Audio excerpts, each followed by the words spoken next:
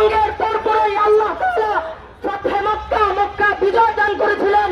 ঠিক যেমনি ভাবে ইসরায়েলের হানাদার বাহিনীরা তারা আমার নিরস্ত্র মুসলমান ফিলিস্তিনের উপর হামলা চালিয়েছে, যুদ্ধবিরতি চুক্তি ভঙ্গ করেছে।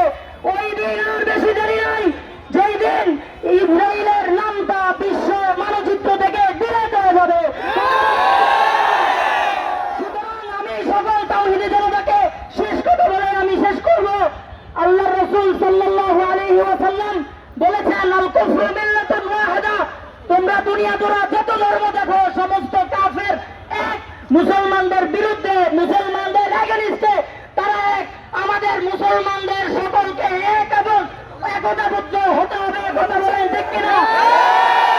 গাজওয়াতুল হিন্দের দাওয়াত দিয়ে যাচ্ছি, যে কোনো মুহূর্তে আমাদের বড় মুরব্বীদের থেকে যদি গাজওয়াতুল হিন্দের ঘোষণা চলে আসে, আমাদের প্রত্যেক জায়গা থেকে আমাদের সদা সর্বদা মিন কুল্লার আয়াতের উপর ভূমিকা রেখে প্রস্তুত থাকতে হবে। রাজি আছেন? সংগ্রামী সাথী বন্ধুগণ, যেহেতু মাহে রমজান মাস সবাই রোজা রেখেছেন, এই জন্য আমরা বক্তব্যের দিকে খেয়াল রাখবো। অনেকে বেনাম নিয়ে আসছে, মেশিন নিয়ে আসছে, তাদের প্রধানদেরকে যদি এক মিনিট করে দিতে হবে। এই জন্য আমরা সবাই নিজ নিজ বক্তব্যের দিকে খেয়াল রাখবো। এই পর্যায়ে আপনাদের সামনে সংক্ষিপ্ত বক্তব্য নিয়ে আসছেন হাতিমারা মাদ্রাসার সম্মানিত মুহাদ্দিস মুফতি জুনায়েদ খলিল সাহেব।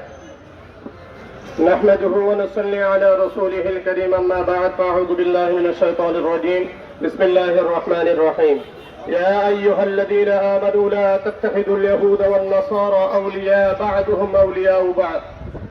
সম্মানিত প্রিয় উপস্থিতি,